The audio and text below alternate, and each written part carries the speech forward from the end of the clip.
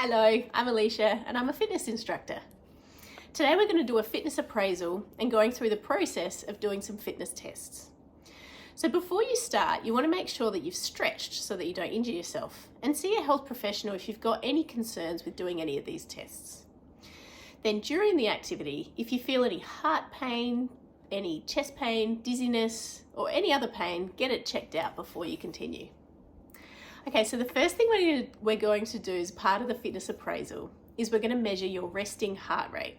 So this is different to blood pressure. And blood pressure you want to always consider when in the process of figuring out what exercise you're going to do. So a normal resting heart rate for adults ranges between 60 and 100 beats per minute. So usually a lower resting heart rate means your heart is working more efficiently and is more fit. For example, an athlete would have a resting heart rate of around 40 beats per minute. Resting heart rate is easy to test if you have a heart rate monitor or some kind of exercise band. I've got an Apple Watch. But this can also be done by counting your pulse for a minute on your neck or on your wrist. As I said, I'm using my wrist monitor for this, and really I find that more accurate than doing the pulse myself. Heart rate monitors and smartwatches can also assist with exercising, as many of them also have a stopwatch and the ability to record things like lap times. You want to ensure that you record your figures before you do these tests. This could be useful to keep for future testing and measuring your progress. So my current heart rate is,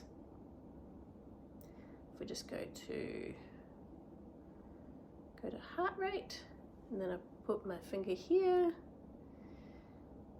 and my beats per minute currently, they were 78, but then now around 80. If you can see that, around about 80 to 91, probably because I'm speaking with you, so it's putting my heart rate up a little bit higher.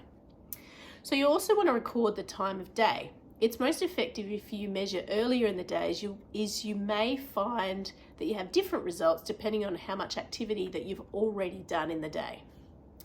So now we're going to do a fitness appraisal doing 4 different tests. So you should choose what you want to assess based on what your goals are. If you want to increase your cardiovascular fitness, your muscle strength, if you want to lose weight, if you want to get more flexible, this will determine what you want to test. The purpose is to determine the person's current fitness level. So getting various objective measurements will allow for evaluating fitness, not just based on observable judgments, but with data that can become a baseline for that person. So once you have a baseline for the fitness level, one of the main benefits is you can then measure your progress. So you can measure progress as they undertake your fitness regime. You can then redo this appraisal later to see how those measurements have altered. It can also be an incentive for the person, as they'll know they can be clearly measured with their progress towards their goals. So the 4th tests that we're doing today are aerobic step test, the crunches core strength test, the sit and reach flexibility test, and the push-up muscle strength test. There's other fitness tests you can do to determine your level of fitness with aerobic fitness, muscle endurance, strength or flexibility, such as an arm over under test, the 7-stage sit-up test, single leg wall sit test, or even cycling. You could do running or walking tests. There's no need to overdo it though. You just want to get a baseline to be able to measure progress towards your goals. So the reason I chose these 4 tests is to help measure towards my goals. My goal is to improve my aerobic fitness and to get more lean and improve muscle mass, so to get stronger.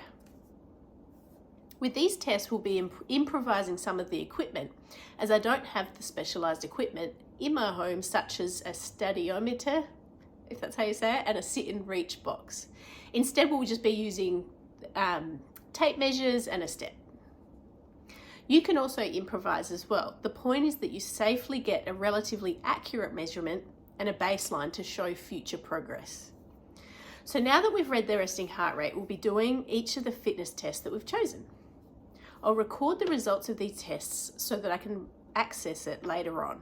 So you want to record your results because then you can take the measurements again in a few weeks or months and compare the results. It'll help towards measuring where you're at with your goals. Great. So now with the tests.